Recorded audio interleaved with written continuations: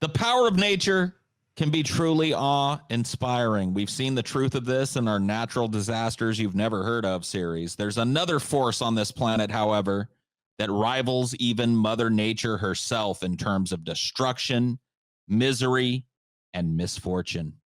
Good old garden variety human stupidity and neglect. Grab some legal tobacco and hold on tight. Tonight, man-made disasters you've never heard of get deep, fat, fried.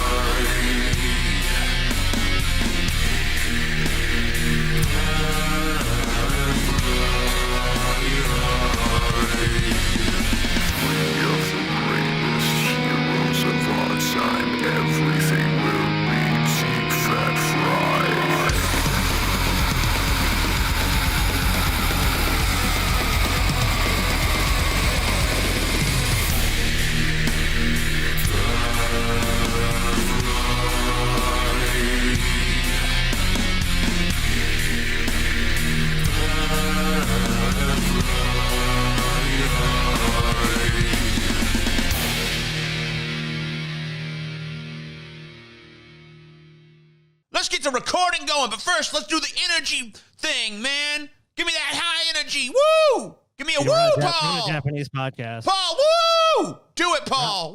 Woo! If you were here, I would stab you with whatever was. Go ahead, Paul. Come on. Yeah. Say it again, Paul, but with passion this time. If you were here, TJ, I would stab you. Reach deep down inside, Paul. Find that the inner Paul, the true Paul, the long-lost Paul of childhood that's still down there buried under all this cynicism and hate. Okay. Reach enough. that, Paul, and He's like, you got a point. push him out. I got it. Push him out, Paul. He's out. How about you, Scotty? You got anything? Me? Oh, Yeah, Scotty. Let me see that energy, Scotty. What's happening with energy, TJ? Is Yeah. that really what you want to do? I'm just asking you for real. Every time my mom described me to anyone as a kid was bouncing off the fucking walls. And so you're the kind of step. That's not how I remember it. That's not how I remember it. I remember Mom said, "This is my other son, Sleepy Scotty. What do you want to do? He's narcoleptic. He fucking might fall asleep at a moment. I'll bounce around too, bitch."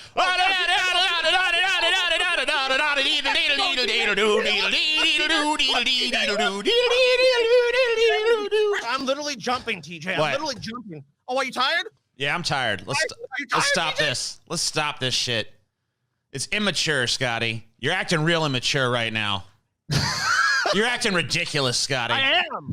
But the point is, TJ, the point is simply this. Don't ever jump to me, TJ. Don't ever fucking try to pretend you have more energy. You have nothing even approaching my energy level. I was literally jumping out of my seat, TJ. Your mother is going to get flowers from me on Mother's Day. Every Mother's Day for the rest of her life. Fair enough. As it should be. That woman is a fucking saint for raising the two of you absolute insane people. Hey, everybody. Welcome to yet another edition of Deep Fat Fried. Hello. How's it You're going, so low y'all? energy today, TJ. Why are you so low energy? I don't know. I've been really fucking not energetic lately, you know? I'm just crying deep down inside. I think I caught it from Scotty because you know how low energy Scotty is. You know how low energy you are, Scotty. That is true. You little crybaby bitch. Sleepy Scotty. I do feel kind of sleepy. Sleepwalking his way through another episode of Deep Fat Fried. It sickens me. TJ, look, I got this this D&D table over here. Yeah. Remember that? Can you bring me a pillow and a blanket so I can get some rest? Yeah, you should fucking get some rest. Can I get one too? Can I You get like a big, sleepy bitches. like, you know what I want? A big hammock. That'd be Ooh, cool. oh, nice. Yeah, let's all get hammocks. Let's change this what's to the preventing hammock us from cast. doing the show from hammocks. There's Nothing. literally nothing stopping us. All right. I mean, Paul, if you're down to do a hammock episode or just switch to hammocks, I'll do it. I mean, I've got room in my little area here for a fucking hammock. Oh, are you trying to back down, Paul? No, I'm not backing down. I'm just saying, like, had I a place that would support a big giant. There is a will, Paul. There is a way. I guarantee you, we can get a hammock in there. Yeah, that's probably true. But like, it would. Well, I mean, yeah, would it dominate the room? Sure. Would it be way too big and absurd? Yes. But you also have a hammock in your fucking room to do the show from. That's true. I mean, dude, you've seen how crammed TJ. You remember the room we were doing it before the fucking pandemic? That was a crammed ass room. It's got all TJ's bullshit. It had a couch. It had like. He made it work. I think we can make a hammock work in that room. Dude. We just get hammocks everywhere. You know what, guys? We'll just share one big old hammock and we'll all be together like a little burrito. I don't know if it's a tenth, man. I don't know. I'd say a quarter. What is it? What are we talking about? The room that I'm in. It's like a kid's bedroom in a shitty apartment complex. It's not a. This is not a. I think the room you're in. Well, how much you want to bet? Oh, well, you know what? I'm not in no converted. It wasn't fucking COVID that I proved Paul wrong. I'd be like, Paul, let me put a hammock at my expense in there and prove to Paul that a hammock can be put in. Every time, it's funny because every time I talk to Stevie, he's always talking about how he's going to put a hammock in his room. And that's been for like a year now. What's that? I'll do some quick stoner math. If I laid down, I know I'm like 6 feet tall, so I'll just say for argument's sake, I'm 6 foot even. If I laid down with my feet touching this wall on my head, how many times could I do that? I could do that twice on this wall. Okay. Oh, you can put a hammock in. So it's 12 by probably a little less this way. So it's probably like 12 by like 10 by 12. Now, are you thinking like a traditional big outdoor hammock? Are you thinking about? I'm talking like one of those like. Maybe a smaller hammocks. A hammock that would support my fat ass. Yeah. Oh, well, of course. That's a prerequisite. Like a squeeze. Like I just can kick back in the fucking hammock, dude. Dude. I ain't got room for that shit up in here. I think you got like twice the size of a standard prison cell. Nah, Paul. You got this, Paul. You got this. Make your dream happen, Paul. Live the dream, Paul. Get the hammock. Right. Oh, well. Did only Paul have a suggestion and then shit all over his own? Like, man, you know what? No. Man, I got an idea. Yeah, it would never work. That's the hell of a pessimist. You know what I mean? Like a true pessimist. A lot of people are calling themselves pessimists now, but a true pessimist is a person that even poo-poos their own brilliant ideas. Yep. And that's me. You're right about that. Poor Paul. That's me. Always talking myself out of success. Poor, pitiful Paul. Continuing in that vein, it's obvious that this episode was inspired by at least at the time of this recording, I don't know when this episode will come out, the recent explosion in Beirut, Lebanon. Literally, probably like one of the craziest pieces of footage of any kind of disaster I've seen since 9/11. Crazy, yeah. Absolutely crazy. In terms of like how many angles there were and how widespread and sweeping the damage was and how fucking crazy the explosion was, like nothing really matches it in my mind. It's fucking insane.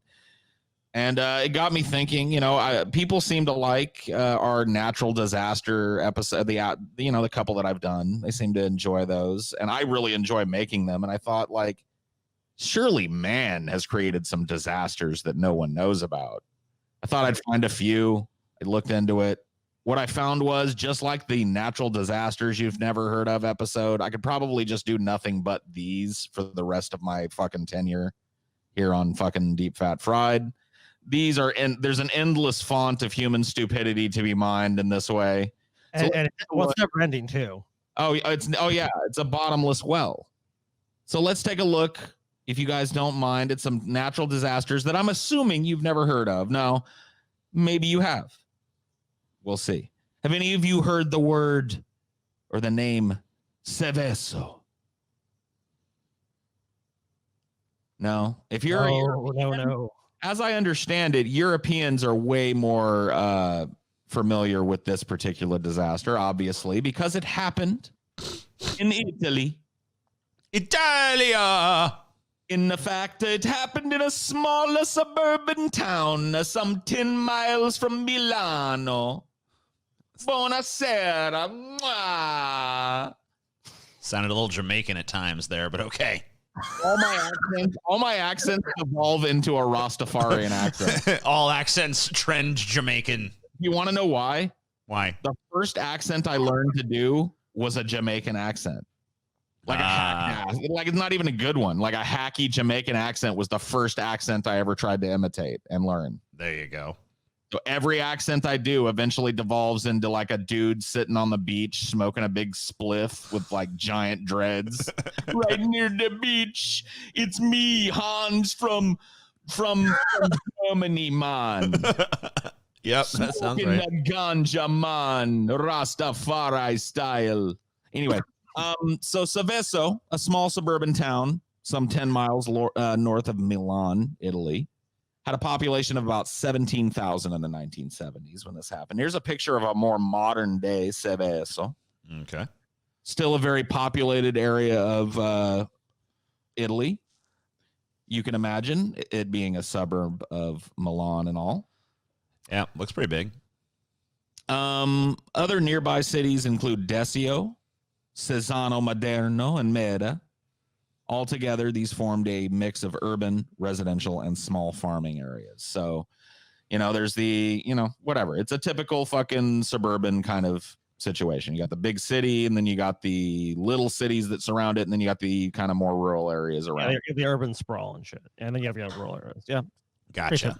So, a local chemical plant constructed many years earlier in Meda, owned by ICMESA or IC Mesa, a subsidiary of pharmaceutical giant Hoffmann La Roche. La Roche. And if you're wondering, yes, they still exist. They have dropped the Hoffman and the law, and they are now just Roche. Roche. But they're still a giant pharmaceutical company. And as we're about to learn, shockingly completely evil. What a twist. Overall, the plant was not perceived as a threat by the local population. In fact, probably the opposite. It provided a bunch of jobs to a place that you can imagine was probably a little economically depressed. All that changed, however, on the afternoon of Saturday, July 10th, 1976, as parts of the plant were being shut down for the weekend. While residents of Seveso and the surrounding areas were tending their gardens, running errands, or watching their children play, one of the buildings in the chemical plant was getting dangerously hot as cooling mechanisms were turned off. Oh, shit. Uh-oh. The butthole virus has been unleashed. I figured that, the chemical geeks out there, and I know that there are a few in our audience, I've seen them skulking around. They're everywhere, these chemical geeks, would like taking a look at the molecule we're about to talk about. Oh, this molecule is fucking deadly right here. I can just tell. When the temperature inside one of the tanks reached a critical level, a pressure release valve opened, and about 6 metric tons of toxic gas was emitted from the facility. The resulting gas cloud drifted over Seveso and the surrounding area, and an estimated 1 kilogram of TCDD, which is technically known as 2,3,7,8 tetrachlorobenzodioxin. What the fuck is that? Good question, Scotty. The reason that the fact that you don't know that shows me that you are indeed not a pharmaceutical billionaire, Scotty. I am not. Dioxin, it turns out, is used. It's an industrial chemical, and it's a byproduct of industrial activities like bleaching wood pulp, incinerating garbage, metal smelting, and chemical production. Okay. So basically, this like a byproduct that like occurs a lot with like just in industry practices. So they have a lot of this shit. In other words, there's a lot hanging around. Dioxin is also present in small amounts in the herbicide Agent Orange, which was used throughout Southeast Asia during Vietnam. And we know there's no negative consequences to it. No, none at all. None at all. Dioxin is universally recognized as a carcinogen. It's also known to cause reproductive, immune, and developmental effects in mammals and can cause severe liver problems in people exposed to high levels of the compound. Chloracne, which is a serious skin condition that resembles extraordinarily bad acne, can also result from exposure to dioxin. The next picture, I think, is some of the cleanup efforts after this explosion happened. I thought I pulled a picture of somebody that had that chloracne, but perhaps I didn't. Let me look. Yeah, I guess I didn't. Maybe it's mixed in with one of these others. Anyway, it's horrible. It's just, you know, if you've seen somebody that's got really bad rampaging out of control acne, it's that. You know, Right. maybe even worse than that. It's just sores and pustules all over your face. Yeah. Within a few hours after the IC Mesa facility gas release, over 37,000 people throughout the Seveso area were exposed to unprecedented levels of dioxin. Among the first to suffer, however, were the area's animals. According to Time, one farmer saw his cat keel over, and when he went to pick up the body, the tail fell off. When authorities dug the cat up for examination 2 days later, the farmer said that all that was left of the cat was its skull. Here's that acne picture, by the way. So this is a picture of somebody from the Seveso area who got chloracne from being, and he's probably lucky if that's all he got. He probably also got horrible cancer and died a very early death. But this was also something that happened to multitudes of people in this area because of this. Just a huge outbreak of horrible sores and pustules and then eventual cancer. Dude, it's basically like accidental chemical warfare on your own population. And it's not even really accidental. You guys are forgetting. What's negligent? Yeah, exactly. A giant pharmaceutical company worth billions of dollars at this point is involved. We're talking billions of dollars in 70s money. Yeah. So the situation that happened, of course, well, we'll find out as we go through.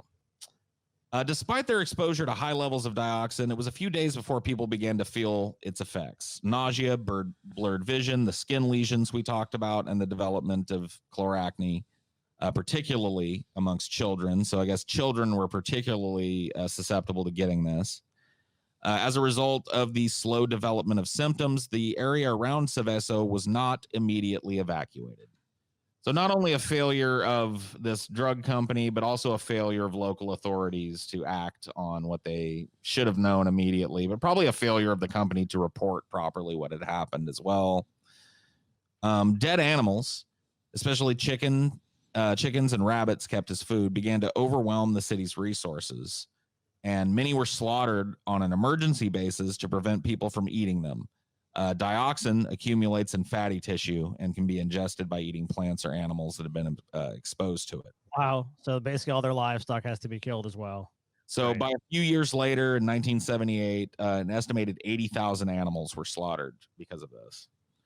And that's really the high number in terms of deaths that you're going to get out of this. Now, the actual number of deaths, once again, just like natural disasters that's attributable to this, is a matter of national pride for the Italian people, and a matter of national importance to the Italian government, and a matter that wants to be suppressed by not only this pharmaceutical company, but other pharmaceutical companies who are running shoddily manned, horribly maintained chemical facilities all over the world. And so it is basically unknown how many people died as a result of this. There are some numbers that I'll give you as we go.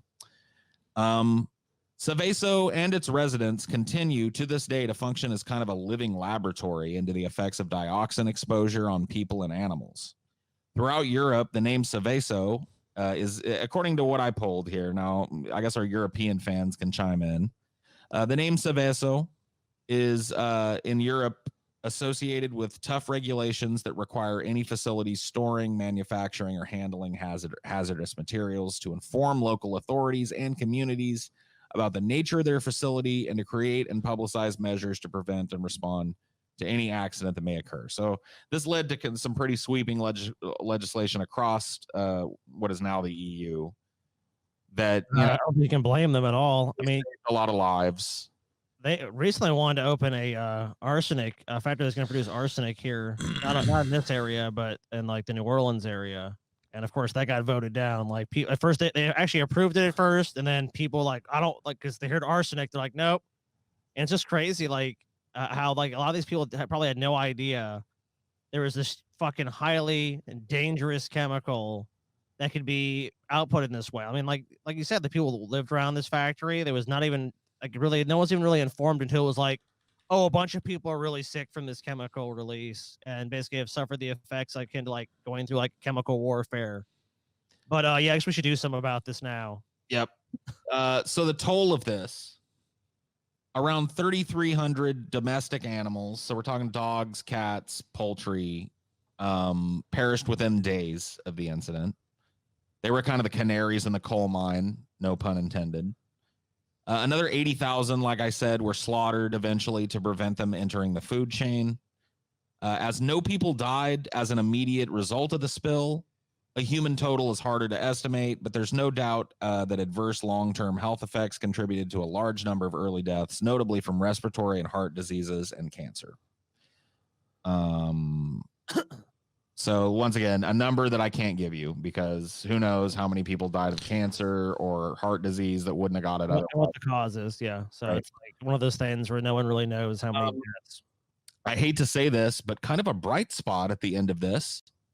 In February 1980, IC Mesa's production boss, Paolo Paoletti, was assassinated by a member of the radical Marxist-Leninist Italian terrorist group Prima Unea as part of a violent campaign against uncaring capitalism. So, hey, a little...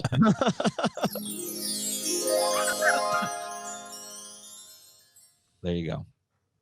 Not that we would encourage such things. But of course, he was just, the boss that kind of oversaw this shit and made excuses for it. He was not the, because like I showed you, the company that owned this shit is still out there. Roche. Still exists. Still making billions of fucking dollars. You can still buy stock. Yeah, and still doesn't give a shit. I'm going to go buy some Roche stock right now. And probably not a meaningful dollar of restitution paid to anybody who died of cancer or heart disease. Oh, you know how it goes. Let's forget all this foreign shit. Fuck all that fucking shit. It happened in Italy. It barely even really happened. You know what I mean? Gentlemen, tell me, sirs, that you are not overcome with southern pride looking at the fine vessel ahead of you, rusty though she may be, a serving vessel that did her work down here in the South and never complained a day. The good old USS Grand Camp, based out of Texas. Hell yeah. Old-fashioned Texan working man's ship. What do y'all think about that? Making sure that the goods of America get where they need to go. Just a vital component of our infrastructure. And obviously, this is we talk about the real salt of the earth, the people that get the job done. It's people that work on a ship like this, the Grand Camp.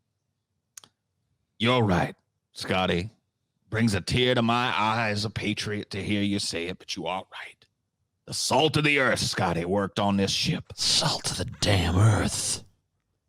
On the morning of April 16th, the French-owned Grand Camp. Sorry to disabuse you of that notion right away. What the hell? French-owned. What the fuck, You dude? led us down the primrose path. I did. I'm Then sorry. we find out last minute, after we've already sung this damn ship's praises, fucking French, Paul? it's owned by a bunch of fucking snail eaters over there in France. Disgusting. Well, you know what? It makes sense. Well, dude, look, this is an episode about fuck-ups, though, so of course the French were involved. Yeah, of So- course. The disaster this time, though, was not felt by the French, at least not directly. It was felt by us in Texas. Typical French attack against Americans. Even though it was French-owned, it was docked in Texas. On the morning of April 16th, French-owned Grand Camp was preparing to finish loading a consignment of ammonium nitrate fertilizer. You ever heard that? Oh, yeah. I think I've heard of that. Yeah, I think we've heard of it. At the port of Texas City near Galveston. Oh, no, man. About 8 a.m., crew members noticed smoke in the cargo area where 2,300 tons of the fertilizer had already been stowed. Oh, no, fuck. In order to keep the cargo intact, the crew decided not to use water to extinguish the fire. They instead tried unsuccessfully to snuff the flames. This is the next fucking picture. Yeah, it worked. Look how it worked out. Guys, this is a shit show that rivals and may even exceed what we saw in Beirut. Wow. We'll see. Okay, yeah, I mean, so far, so good. I mean, we got... This is, by the way, considered by many people to be the worst man-made disaster in United States history. It looks like this is an atomic bomb testing site. That's what it looks like. Yes, it does.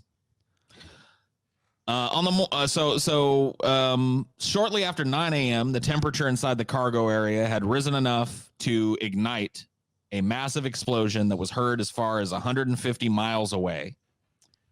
The resulting fire destroyed the dock area and engulfed the nearby Monsanto Chemical Company plant. You ever heard the name of that?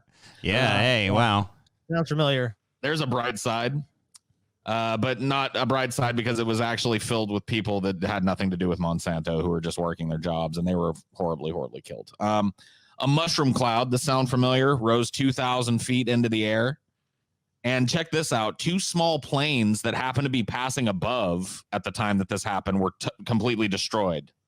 Jeez. What the fuck? That's bad luck right there. That's like some 2012 shit, dude. Like, let's have a nice fly over the city. Surprise, dude. They were blown out of the air by it. They were just completely blown out of the air and destroyed.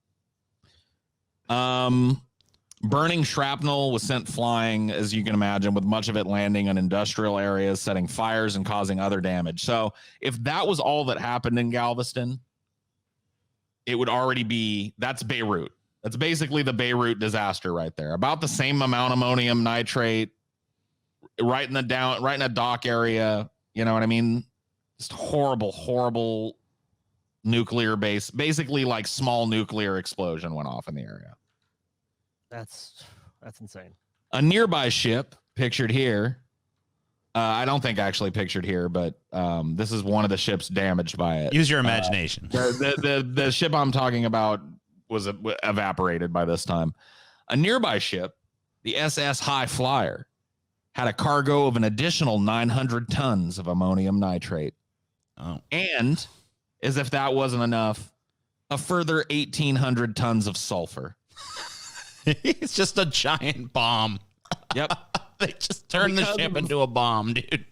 Because of the damage and the fire from the initial explosion, it too exploded 15 hours later. Are you fucking kidding me, dude? No. Oh no. Oops. No. Crude oil tankers that were on the dock burned for days and wasted massive amounts of petroleum.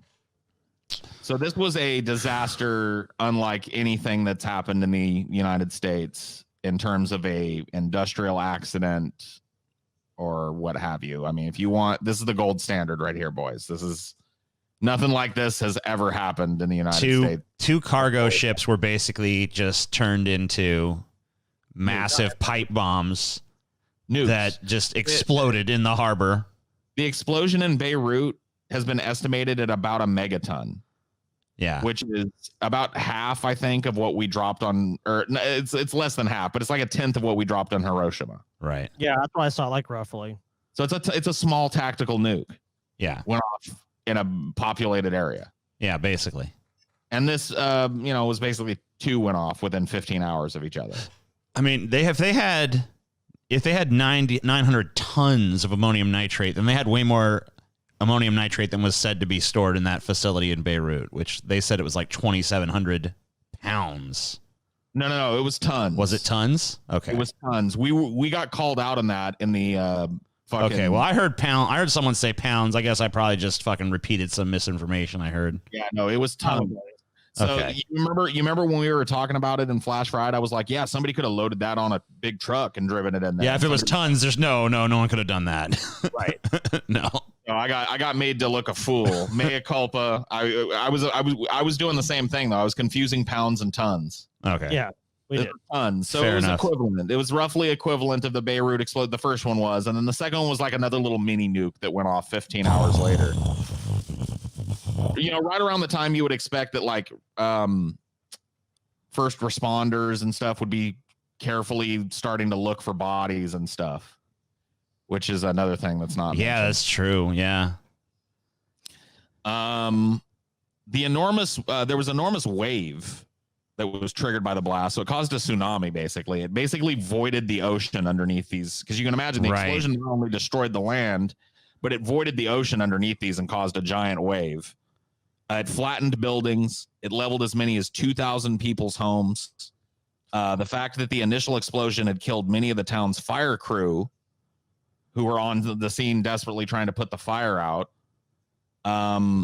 exacerbated the devastation, of course. Oof. So there's a video. It's about 3 minutes and change long. We don't have to watch the whole thing, but if you started at the very beginning, we can watch maybe a minute or two of it. It has some pictures. You can't spend money. Yeah, you can't. With all the big What's ships that? come and go, Oh, yeah, the sure. oil and chemical refineries, the pipelines and storage tanks brimming with flammable products. You can't spend much time here without thinking the unthinkable. Could it happen again? Could Texas City be another boom town in the worst possible way?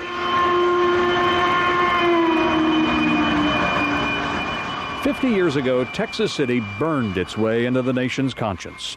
The worst industrial accident in American history made Texas City synonymous with disaster. The day it happened, Will Lane was very near the epicenter. Feels real strange. I'm real glad to be alive. Lane was a young chemist at the Monsanto chemical plant. He remembers seeing the bright orange smoke from a burning ship. Firefighters were busy pouring water on the French freighter Grand Camp at the city docks across from the Monsanto plant. You could look at it, it was real pretty to watch. And there were townspeople by the hundreds that lined the part of our parking lot that was nearest to the ship. They came down to watch a fire. Texas City had a new fire truck, and this was its first day out. 27 firemen were on the docks trying to put out the fire. The burning ship was so hot, the water around it was boiling. But as a chemist, there was something about that orange-colored smoke that worried Will Lane. We could see bits and pieces of paper bagging going up into the air and away. And my boss thought, and I thought too, that we were witnessing a nitrate fire. But someone had said it's a grain ship. The grain is on fire. So believing it was only a matter of time before the fire was out, Will Lane went back to work at the Monsanto lab. But the fire was... Shouldn't have ignored that little voice telling you, like, that's a nitrate fire. And someone's like, it's grain. It's like, okay. Oh, it must be great. Fair enough. Must be grain then. Yep. Never ignore that little voice, man. Nope. Never ignore that little fucking voice. I've learned it over the years. It was growing hotter, and the orange smoke was attracting an even larger crowd along the docks. Ooh, it's pretty. It's orange. Very strong sulfur in the air, sulfur fumes. Herb Metzger watched the fire while talking to a group of high school kids. This smoke was just a beautiful orange. Right, it was Mary Hunter, the gorgeous. Monsanto secretary, was watching from her office window. And across town, Mrs. Knappenberger, a housewife with a home camera, came here to the Texas City dike to get a closer look at the burning ship. She didn't know it then, but she was about to record America's greatest man-made disaster.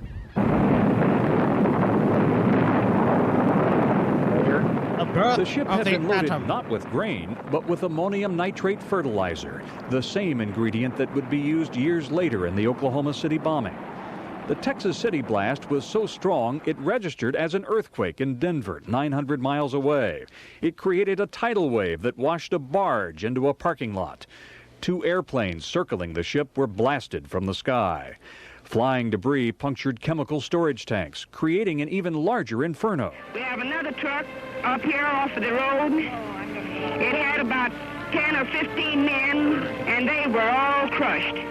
The explosion killed at least 581 people, including school children who had come to watch the fire. But the danger was far from over. Tomorrow, we'll hear the stories of survival and courage. Damn. Crazy. So that number, by the way, is that he gave there is the official death toll. I think it's 583 as the death toll. So let me give you a breakdown and a little bit of some of the disputes about that here. Okay.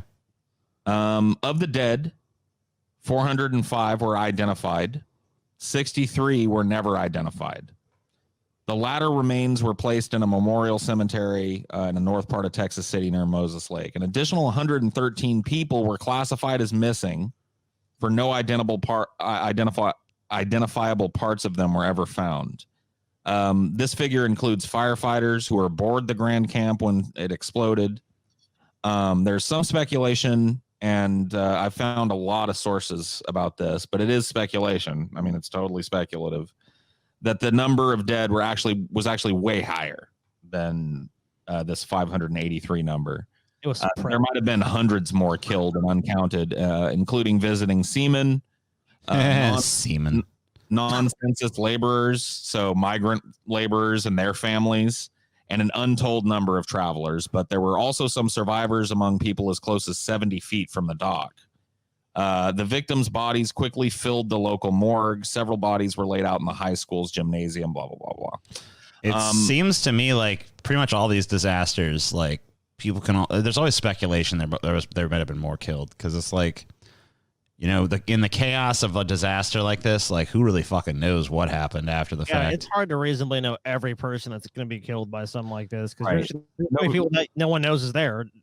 There were so many bodies found that they couldn't identify that a lot of people speculate that there were probably hundreds more bodies that were just flung out to sea or vaporized in the explosion of people that were just there that day. That, you know, who knows where you are at any given point in the day if nobody's watching. Because I mean, the closer you are to that fucking explosion, the less likely it is that any part of you fucking survives.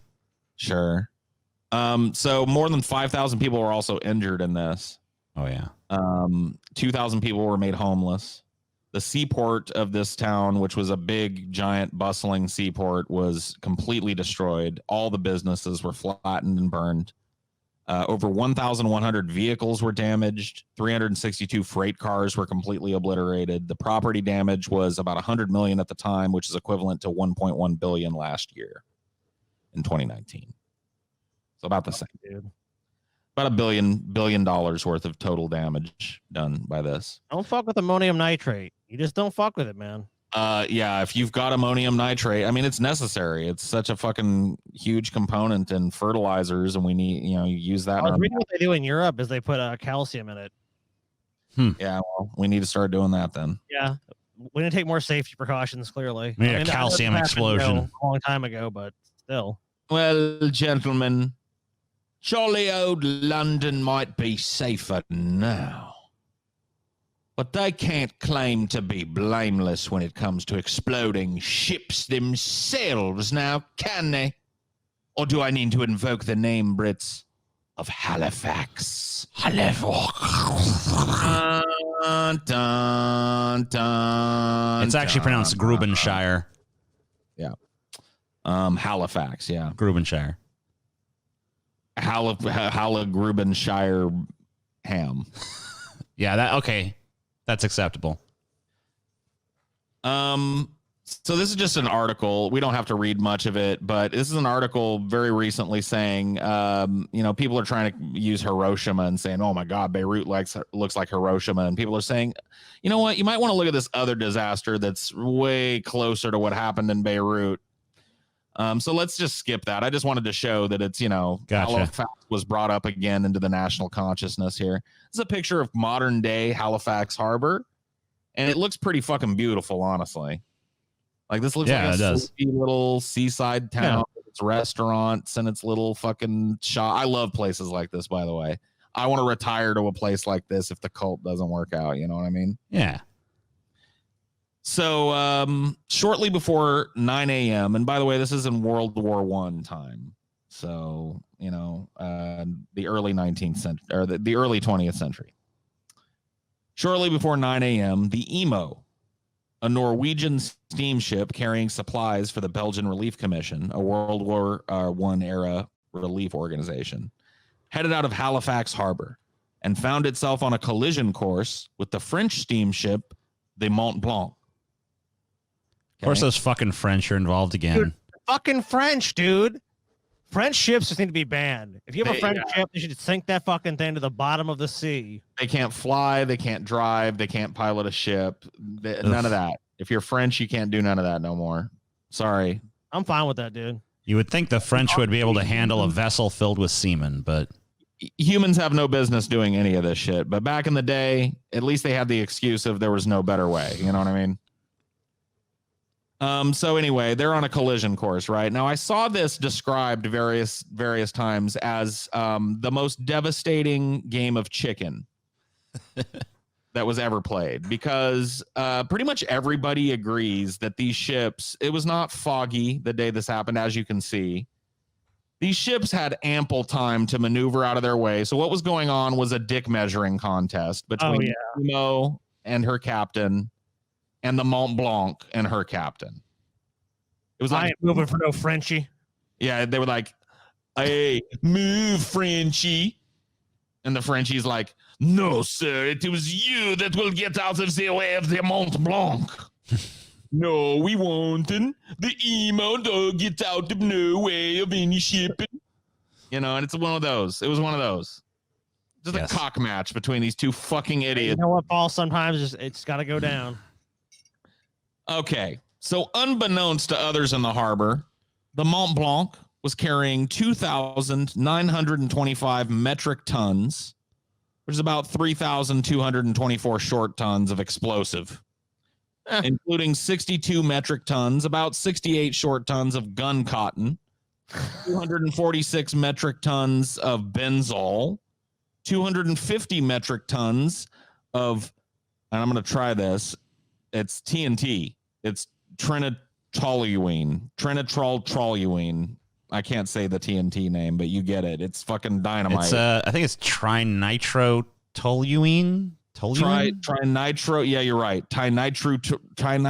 Whatever. It's TNT. It's fucking dynamite. Is what it fucking is. Okay. Paul knows TNT. Dynamite. That's all you gotta know, Paul. I'm TNT. TNT. I'm dynamite, and I'll win that fight. Paul knows how how do science. Science works. Science works. Paul actually know nothing about what him present. Paul is charlatan. Sorry. It's TNT. Whoa. Dude, a fucking peek behind the curtain of Paul's mind. You can control yourself, Paul's ego. Get back in shill mode. Get back in grifter mode. Okay. Get back to dick measuring contest. Now to read someone else's work to people. Unbeknownst to others in the harbor, like I said, the Mont Blanc was loaded with dynamite. For whatever reason, most likely the chicken game we described, they both crashed into each other in the fucking harbor. I don't know what to tell you. Like, you know what? He's going to turn first. No, him. He's going to... Well, I mean, anyone that's ever fucking piloted a boat at all knows, like, it's not like driving a fucking car. You can't just make, like, okay, I'll suddenly maneuver out of the way. Yeah, you can't stop on a dime or fucking... Yeah, if you keep going and they keep going, you're going to fucking collide for sure. Even if it's like... They exchanged warning signals, which I read into it were flares. So one of them fired a flare that's like, hey, we're coming through, move. And the other one fired a flare that was like, hey, they were coming through, move. And I guess at the end, according to people that were watching this that survived it, they tried to miss each other at the last second, but they were too late with their evasive maneuvers. They tried to miss, but they were too late. Ships collided. The French ship caught fire after several drums of benzol, which is a highly combustible motor fuel derived from coke oven gases. That sounds great. Whatever that is, sounds like something I want to fucking take a match to. You know what I mean? Yeah, I hear coke oven gas. I'm just like, what happens? Light it up. Get the Molotov. Let's see what happens. Several drums of benzol tipped over on the deck of the French ship, spilling their contents, which then ignited the vessel as it drifted into a pier. Of course. Flaming inferno. The crowd, just as stupid back then as they are today, gathered. Even though they didn't have cell phones to record it with, they still looky-looed and rubbernecked it. They gathered, drawn in by the rising pall of smoke. Emergency personnel tried to control the damage. However, just after 9:04 a.m., the Mont Blanc exploded. The blast and the resulting tsunami, which surged approximately 60 feet above the high water mark, pressed the tsunami pressed some 3 blocks into the city along with the explosion. Mm-hmm. More than 1,600 buildings were just leveled by the wave, and debris was scattered for miles. The force of the wave heaved the Emo towards the shore, where it became grounded. In the aftermath of the explosion, hospitals were inundated with the wounded, and morgues struggled to identify and document the dead. This was fucking huge. It was insane. I mean, look at that. Like, there's not a ton of there's a ton of shots of it, but most of them are these in various levels of detail. All right, I'm just calling it now. If anyone ever says the fucking words to me, hey, that giant boat's on fire, I'm fucking running. Yeah, so like if you're gonna take any, I will not. Oh, let's go and see. Fuck that. Because, like, that's a good piece of practical advice from this episode. Because, prior to doing this episode, if someone's like, this big barge is on fire, I'd probably be like, hell yeah, let's check it out. Wah! Yeah, but now I know. Lives. I'm getting the fuck out of Dodge if there's a barge. Now I know if a boat's on fire, get the fuck out. You don't know what's stored in that thing. There was a pit. This is kind of tangential, but it's related. I saw, and I'm not going to be able to find it, so don't ask me to, and you probably won't either, because it was like months ago, but it was on social media. Mm-hmm. Something had happened in like a tanker, like those tanker semis that have the big tank on the back was on fire. And there was a dude who got out of his car on the other side of the freeway and stopped it on the side of the road and was filming it, right? Yeah. It's burning, and he's just like, whoa, this is crazy, man. And then as he's filming it, the cops and firefighters show up and they're like, you have to run now, run. And he's like, dude, my car's right there. He's like, your car's gone, dude, fucking run. Dude starts running and the shit just goes, you know what I mean? And like, so yeah, dude, looky-loos have been around since fucking God was a boy. The best thing is if anything is on fire, just don't go near it. Get as far away from it as possible. Drive past it as you see it and go, and thank goodness it didn't explode. Like I've driven past shit I saw the craziest shit one time, dude. On the fucking Grapevine. You guys may know it because you were California people. The Grapevine that goes over like the pass into the Central Valley. Yeah, you're basically going out of like LA. You're talking about. So like Valencia, if you go through Valencia and go up through the mountains and you end up in like fucking like this pass.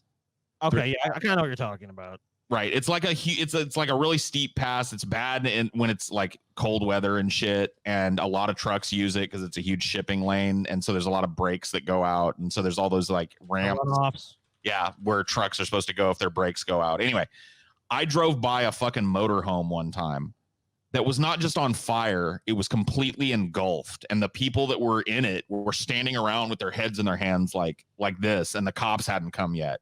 I have no fucking clue what happened, but I just drove by. I was like, I'm not going to sit here when the fucking propane tank and the fucking stove of that thing blows up and kills. You're talking about Interstate 5 North, Paul? It says like Tayon Pass and the Grapevine? Yep. Cool. That's exactly what I'm talking about. Yeah, that shit is fucking crazy. There's someone I just had a little thing, I pulled it up, someone going like on a video driving over it. Yeah, that is fucking intense. It's crazy in the rain and the snow. It's fucking like it's dude, just recently we were me and Taylor were driving back I but this was before COVID. I think it was like maybe 5 or 6 months ago. And luckily it was an 18-wheeler caught fire, but it was not hauling anything at the time. It was just the actual truck itself. And that thing went up in fucking flames, and like that was pretty bad. Where I grew up, that pass was like a necessary evil because the other option was going around like 180 miles of coastal mountain range. There's no way. So it's like you cut through, but it sucks. Anyway, I know you ghouls are done with the tangent. You want the fucking stats on this, especially TJ. I can see him over there. He's just like fucking like, how many fucking people died? Yeah. Give me the death toll, Paul. So, hold on, Paul. Let me adjust my butt plug a little bit. He's got the. Let me get my nipple clamps on. Yeah, that's true. Fuck you, TJ. So what's your guess, Scotty? How many people do you think died? 483. 483 people died. Oh my God! Yes. Oh, they're all dead. They're all dead. Character TJ. More vermin have been cleansed. Are you done coming yet? No, I'm waiting for you to say the number. I'm edging until you say it. I'm edging until you say it, Paul. Mute yourself, and I'll tell you the number. More than 1,900 people were killed in this. What, dude? Look at him. Oh, God. Thank God. Dude, this is like, this is a fucking explosion, dude. Holy fuck. TJ. Oh, fuck. We need to take a break so TJ can bask in the afterglow of that one. It looked like the South Park where they lose the internet. He's like Randy's. He's like Randy, dude. He just released the Randy nut. He just Guys, exploded. we're lucky this episode had to be censored otherwise because, like, luckily the splatter went that way because it if definitely- you saw the wall at TJ's house, he painted the walls. He definitely fucking aimed it down. Poor Chelsea is gonna have to shampoo those fucking carpets like 8 times to get it fuck, out. dude. Holy fuck! Oh my god. You okay, TJ? Oh my god. 1900 dead, dude. I've been holding that in for quite a while. So here's your stats: 1,900 dead, 9,000 injured, 16. Whoa, Paul! I already came. I mean, come on. I'm just giving you a little after tease, Oh, TJ. all right, Jesus. I'm a brutal master. I know it's sensitive right now, but you're just gonna have to take a few more strokes, Oh, all TJ. right, all right, all right. When you nut, but he keeps stroking, TJ. Yeah, all right. 1,600 buildings utterly destroyed, 9,000 injured, 12,000 houses damaged or destroyed, 6,000 people left homeless, 25,000 people left with inadequate housing. You know what, guys? That sounds horrible. But at the same time, two manly men faced off, and this is the result. And sometimes that means total calamity. Sometimes that means destroying the fucking city you live in. Sometimes that means massive death tolls. But you know what? These two fucking manly men faced off, and they had their battle, and neither one of them blinked. And that's what I think we should remember about this tragedy. Oh my God, no. Fuck that. I'm way too American for that. Two stupid Euro trash assholes with not a brain cell between them. Engaged in the world's most dangerous and stupid game with everybody's lives at stake, and everyone lost. Awesome. That's what happened. This is like a church that was nearby, as you can see the kind of damage. Still stands. The dome still stands. It's beautiful. So enough of this heaviness. Let's talk about some funny disasters. Now, did people die in these disasters? Yes, they did. Did people suffer horribly at the end in these disasters? They sure enough did. But these disasters might tickle your funny bone, and less people died, so it's less sad. Is that okay? Are you guys cool with that? I'm definitely okay with it. I mean, Well, of course you are. people died though, still, right? Like they're dead. Yes, people died, Okay, then we're good with it. but kind of hilariously, sort of. I mean, look, if you have a funny death, I mean, like if you know, Yeah, I mean, if you you're die weird, funny, you die funny. You know what I mean? For them and their families, they died horribly. Like But that for guy that fucking he got an elephant shit on his head, and then he hit his head on a rock, and then he fucking suffocated under the pile of elephant shit. You know, I'm like, that dude might have been a perfectly nice dude, probably didn't deserve to die, but you know, his death's still funny. I mean, it's still a fact though. That's the saying. Like, I'm not wishing him dead. But he had a very hilarious, absurd sort of death that most people are not going to experience. It's true. This is definitely falls into that category. So it was promising to be an uncharacteristically warm winter day in Boston. Well, you know what? Whatever happened to them, they deserve. Well, wait, Paul. So no humans were killed in this, right? Just Bostonians? It's just Bostonians, yeah. Oh, okay. So Thank we God. can totally make fun of this. No worry about any. I was worried for a minute, Paul. I mean, I was like, Don't you're not worry, taking moral ground, but then you said Boston. So weirdly enough, by the way, I actually know about this disaster. A little bit, not much. You've heard of this one? really? I've actually have heard of this, what you're about to talk about. I will be honest. I had heard mention of this disaster before. It's called, Scotty, the Great Molasses Flood. Okay, I've heard mention of this as well, but I don't know the details of it. Yep. I didn't know the details of it either when I started. I knew very scant. I couldn't even have placed it on the map. I knew it happened somewhere in America. And I'd heard it mentioned. So here are the details Cool. of the Great Molasses Flood of 1919 in Boston. Boston Harbor. Yeah, but Right near the harbor in Boston. Ugh. Only in Boston can people not outrun molasses. So the temperature on January 15th, 1919 had soared 40 degrees from 2 degrees earlier in the week. So everybody was like, yeah, it's nice in the harbor right now. Want to go have a walk around Boston? Many downtown workers to head to the outdoors. Boston harbor. Shortly after noon, in the city's bustling north end, as Model T Fords chugged by and elevated trains screeched above the commercial street, a group of firefighters sat down for a game of cards in a firehouse near a massive tank that stored molasses used in the production of industrial alcohol. A giant tank? A giant tank of molasses. As the firefighters puzzled over their hands, they heard a strange staccato sound. The rivets on the 50-foot-high storage tank began to shoot off, and a dull roar followed. At the noise, firefighter Paddy Driscoll, I wonder what he was. He couldn't have been an Irish guy. Nope. No. Could have been an Irish guy from Boston. Never heard of that. He whipped around and said, "Oh, my God." He saw the dark torrent spilling out, and then he yelled, "Run!" The great molasses flood was underway. Oh, shit. Oh, fuck. You know what, dude? Just lie down with your mouth open. At least your death will be tasty.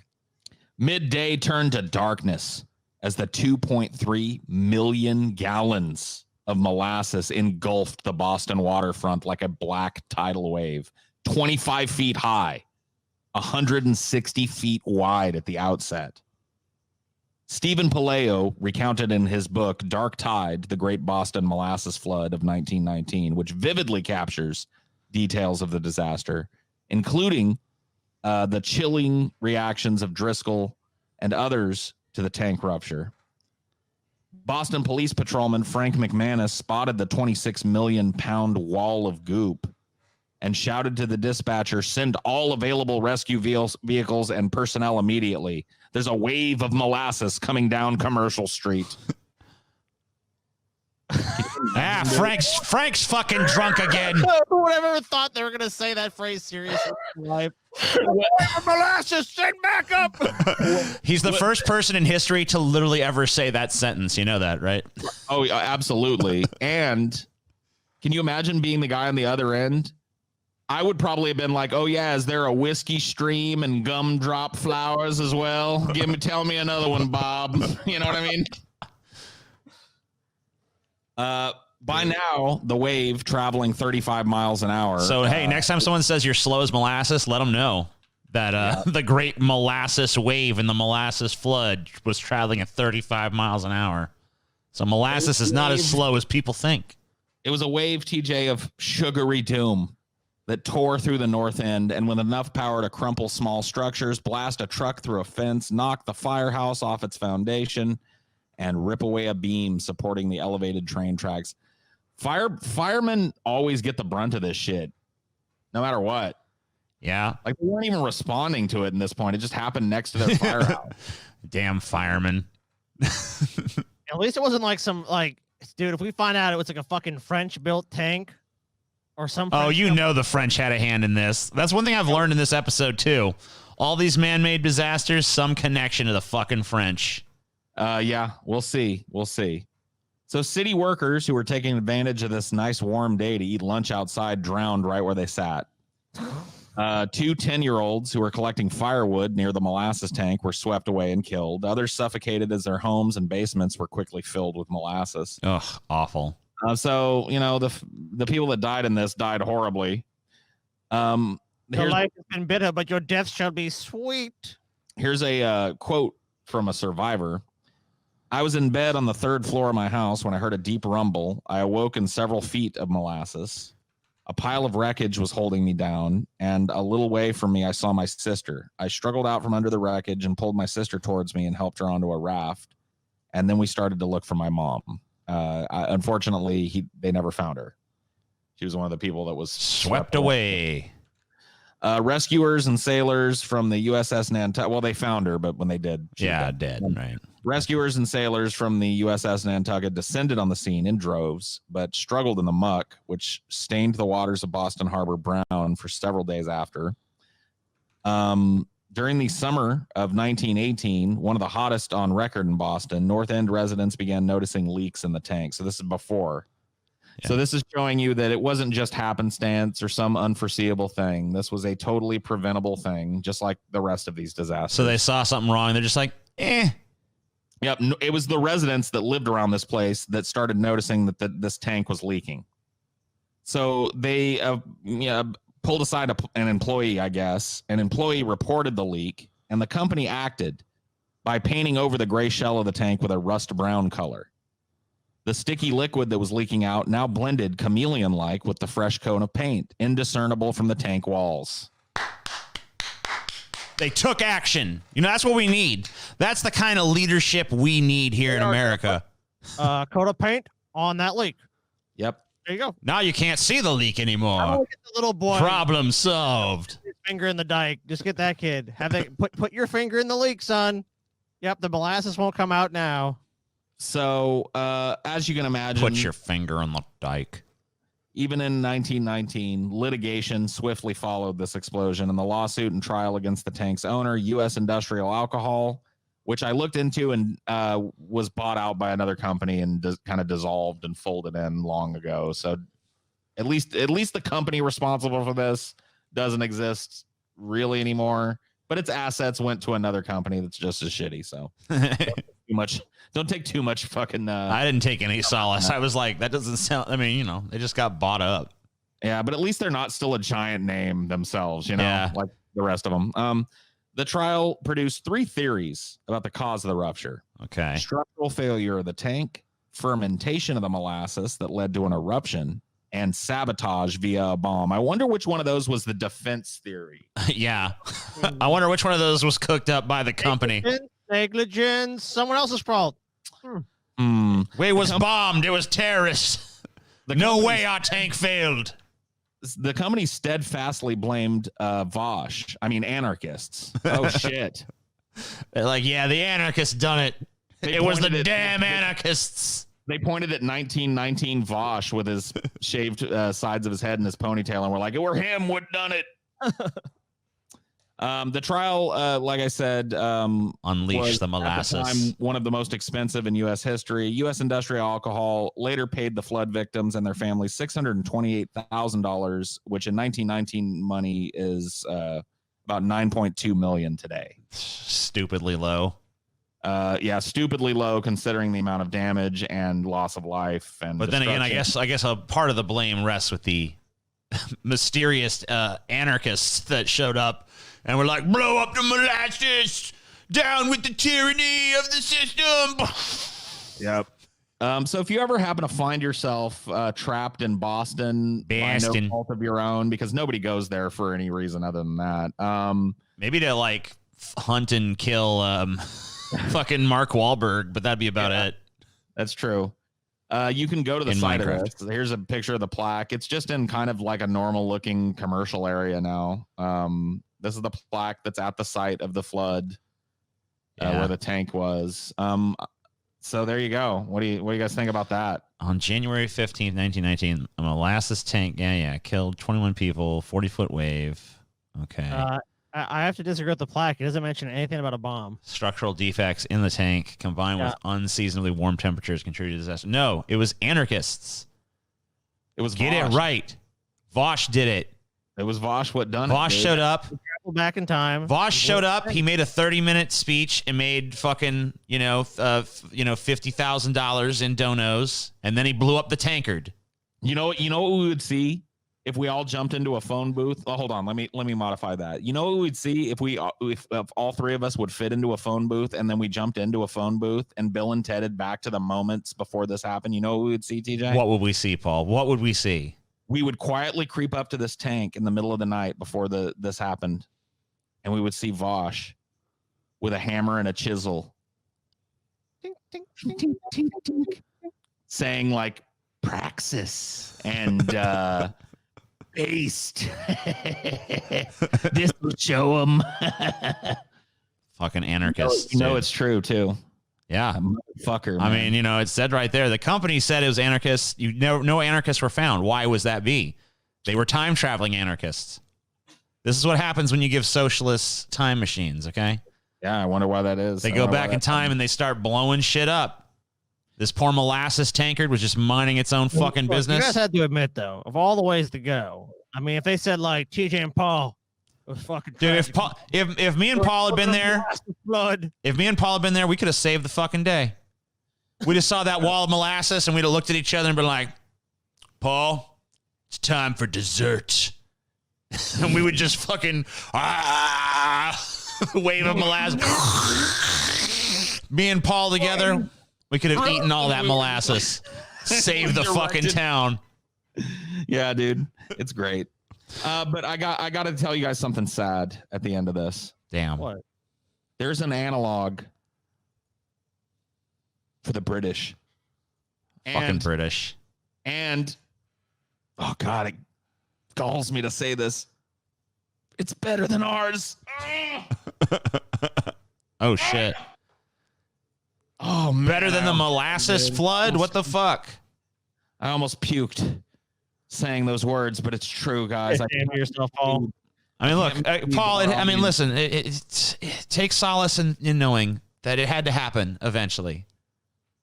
We can't be the best in literally everything. We just have to settle for being the best in 99.9% of things. It even has a better name. Scotty. What is it, Paul? I'm ready to learn about the London beer tsunami. Damn, dude. Okay, yeah, so now you know what? Fuck, dude, you got to give it to him. Oh. Beer tsunami. I mean, I think it's a lot of people. I think that's like their dream. That's like their dream death, dude. They just get to like swim in alcohol. And just I have drink. known at least 3 people who probably would wish they were there the day of the beer tsunami. Dude. There was probably at least a dozen people who were there that day that it was the best day of their lives, even if they died in it. Yeah, right. Fucking A, finally. Yeah, because I mean, think about it. Think about how many people go through their lives just being like, fucking this miserable bullshit. I just want to fucking die. Just want to fucking die. And for most of them, it's going to happen. It happens for everybody. For most of them, it's like you got cancer or you just fucking become decrepit and withered away until your fucking body finally gives out or you get crushed in a mining accident or something. But these guys, they had that wish. And the Reaper, when it came for them, was surfing on a fucking wave of beer. So good for them, man. Yep. Absolutely. We can only, if you get a death even half as good as those guys, that's a fucking top tier death. This is the creme de la creme of deaths. That's all I'm saying. Got it. So here's what happened. Late on Monday afternoon of October 17th. And it was on a fucking Monday. Are you done? Yeah. You got any more? No. Just adding what you're saying. Second voicing you, Paul. Second voicing you. No, but what you're actually doing is subtracting what I'm saying and replacing it with what you're saying. So if you'd like to read the shit, you can read it if you want. Go ahead. You fine? You good? Go ahead.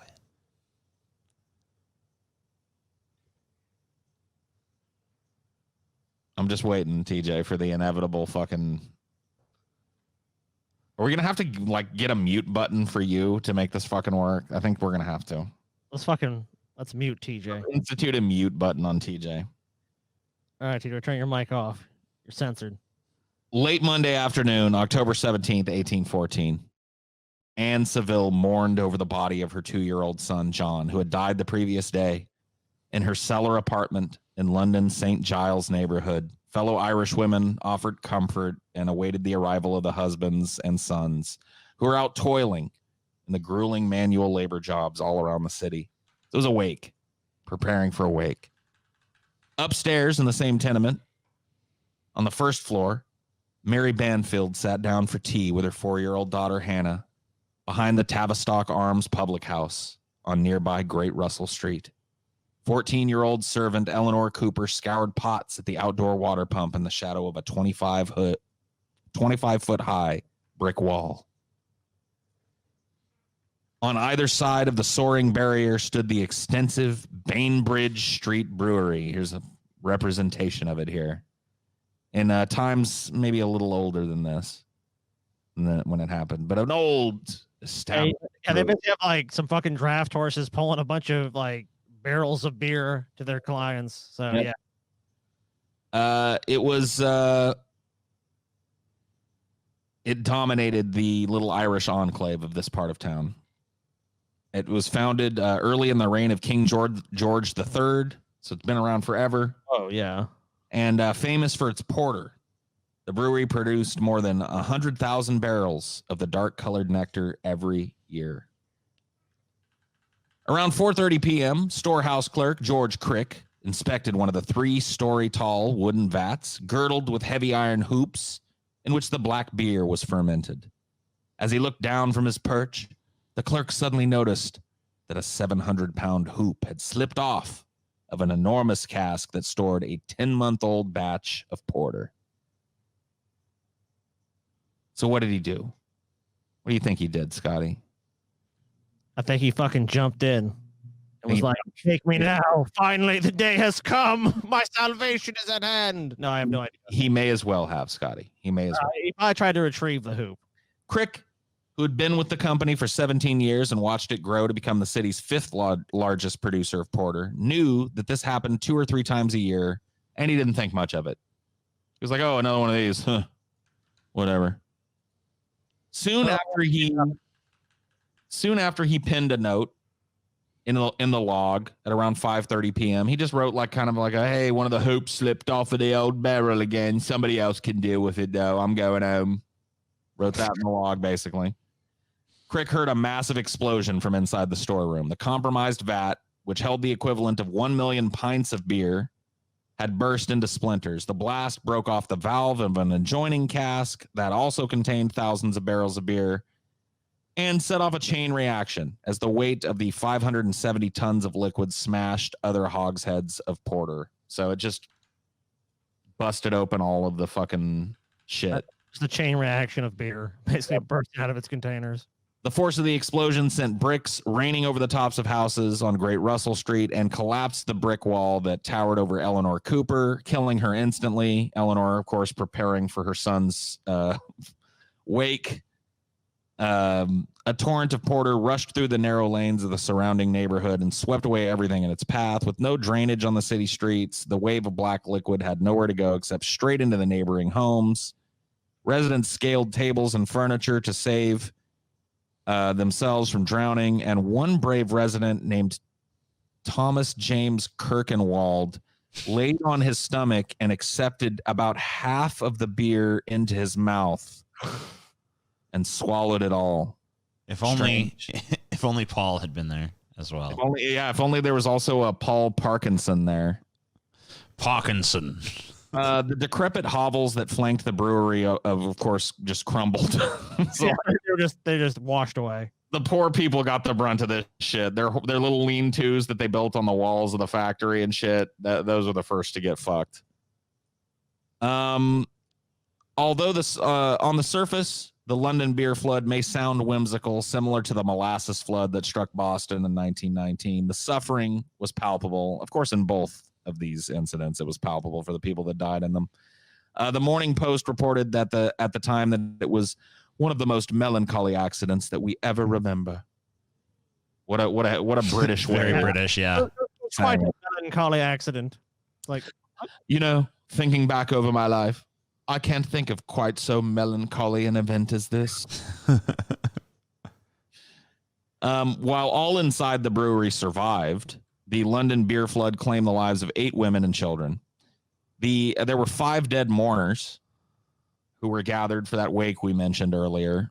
They themselves were waked at the Ship Public House down Bainbridge Street from the brewery. Anne Seville now joined her son in the coffin, next to those of Elizabeth Smith, Catherine Butler, Mary Mulvey, and her 3-year-old son, Thomas Murray. The shrouded coffins of Eleanor Cooper, Hannah Banfield, and 3-year-old Sarah Bates were laid out in a nearby yard as a stream of Londoners paid their respects and clinked pennies and shillings onto a plate to pay for their funerals. Notice who's paying for these funerals, by the way. Yeah. Not the giant fucking beer company that's the 5th largest producer of porter in all of London, but the people throwing shillings out of their pockets that they probably earned working at that fucking place. Accidents happen, Yeah, exactly. Accidents happen. What are you going to do? Oh, of course.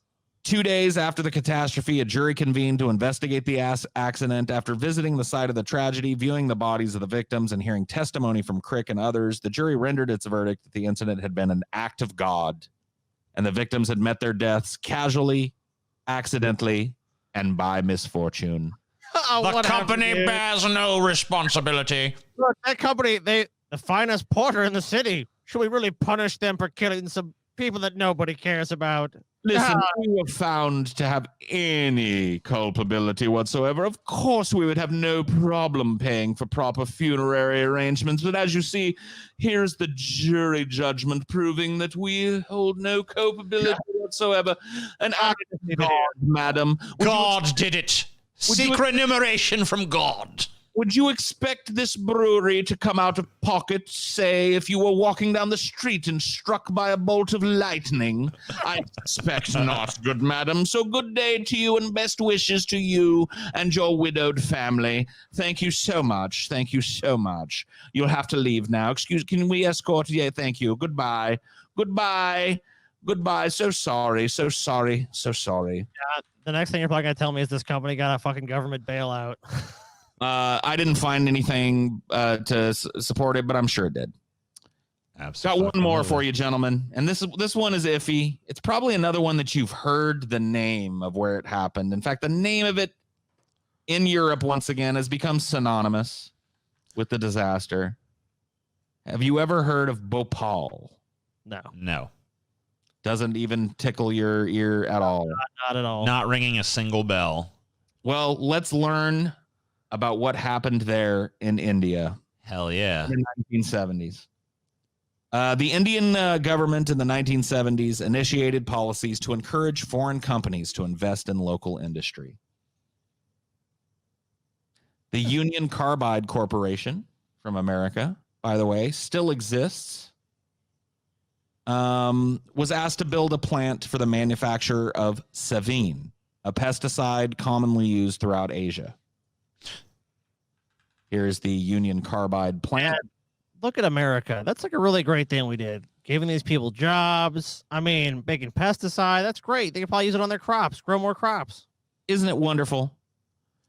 As part of the deal, India's government insisted that a significant percentage of the investment come from local shareholders.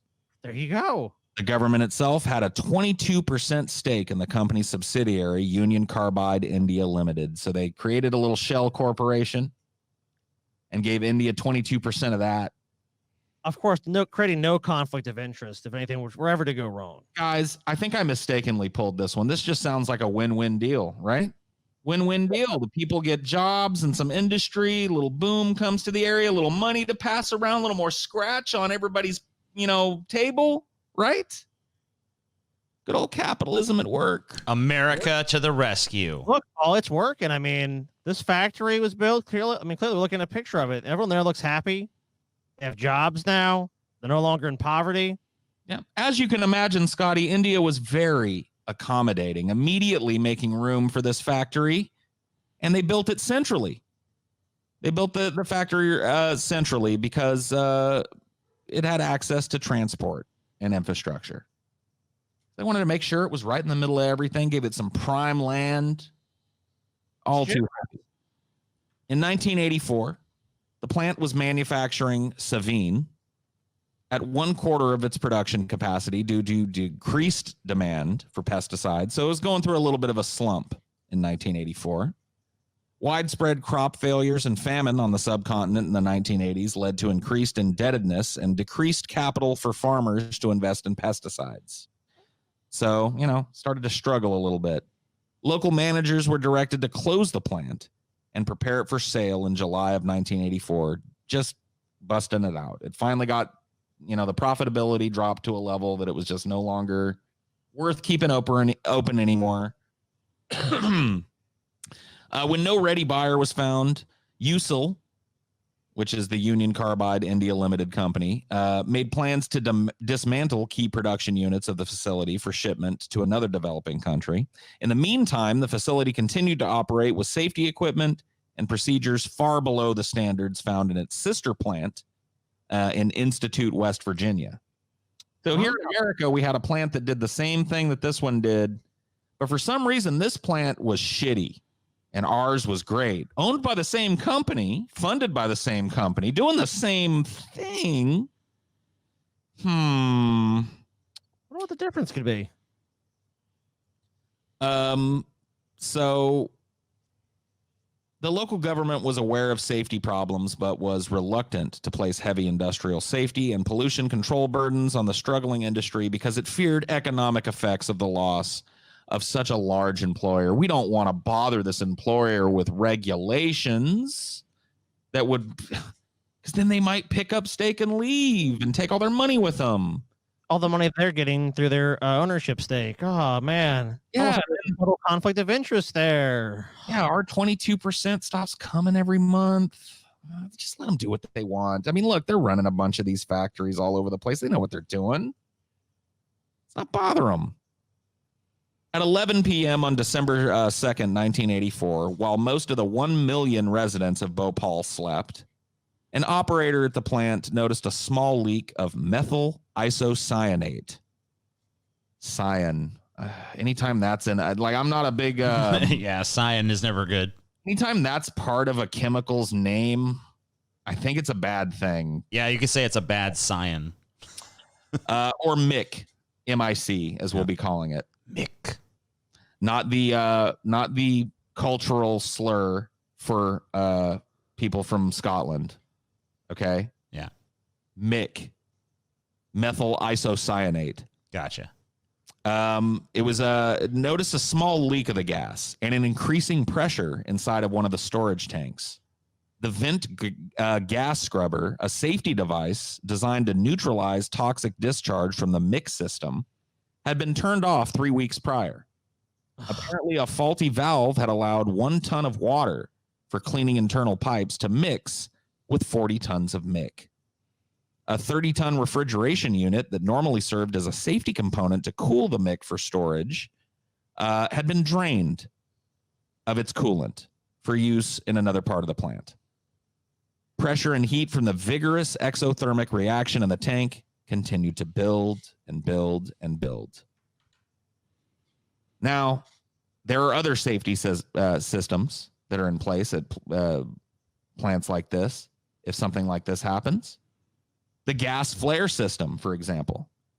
Well, that was out of action and had been for 3 months. Oops. It's a fucking perfect storm of shit, dude. Yep. At around 1 a.m., when everybody's definitely asleep, December 3rd, loud rumbling reverberated around the plant as safety valves gave way, sending a plume of MIC gas into the early morning air. Within hours, the streets of Bhopal were littered with human corpses and the carcasses of water buffaloes, cows, dogs, and birds. An estimated 3,800 people died immediately, mostly in the poor slum colony adjacent to the plant. Of course. What a shock. Local hospitals were soon overwhelmed with the injured and dying, a crisis further compounded by a lack of knowledge of exactly what gas was involved and what its effects were. So once again, they didn't share what they had in this heavy residential area that was centrally located. Nobody knew how to treat the people because nobody knew what the fuck had happened. It became one of the worst chemical disasters in history. A lot of sources say it is the worst. And the name Bhopal has become synonymous with industrial catastrophe. The Union Carbide Corporation, as I mentioned earlier, is a major American manufacturer of chemicals, petrochemicals, and related products. It became a subsidiary of the Dow Chemical Company in 2001. Damn. So there you go. 32 years on since the Bhopal tragedy, there's no clarity on the number of dead, of course, and those affected. It's unknown how many people were even affected by it. The activists who still hold this march every year on the anniversary of it peg the death figures between 20,000 and 25,000. The government has admitted to 5,295 deaths. There's still a negotiation for how many deaths there were. Look, Paul, it was a bunch of poor people in slums, so it just didn't really matter. Gotta be honest here. Like, look, the government wasn't gonna make as much money, guys. Look, they brought jobs. But money, though. But if we actually regulate them and inspect the factory and keep it safe, they won't stay here, and we won't get our fucking nice fucking fat envelopes every month. So it doesn't matter if all these poor people die. That's basically what this episode is showing me. Like, industry doesn't give a shit. They keep on going just fine. All these people in this company just kept getting richer. Yep. All these poor people died. No one gave a fuck about them. No one's ever held accountable. And if they are held accountable, it's a slap on the wrist, and they just keep doing what they're doing. And unfortunately, like I said, Scotty, at the beginning of this episode, I could just do these over and over and over again. But you know if what? These were cool to you, if you liked learning about these, let me know in the comments wherever this ends up going up, whether it's a patron episode or a plebisode. If the people want it, they shall have it, because there's plenty of meat on this bone, ladies and gentlemen. You love human depravity. You love callous corporate uncare for the fucking grimy, disgusting, begging, food-hungry masses. Well, I can serve it to you every fucking time I do one of these shows until I keel over dead, and there'll still be more left on the bone. But that's an episode. Thank you guys for watching. See ya. And we forgot the greatest man-made disaster of all, though. TJ Kirk. This fucking episode, Paul. Oh, I was gonna say you. No, that's not even that goes beyond a disaster. That's like it's like a crisis. Anyway, thank you guys for watching. See you next time with more delicious, tasty, wonderful content here on the greatest podcast and the greatest show to ever exist. Deep Fat Fried, ladies and gentlemen. Yes.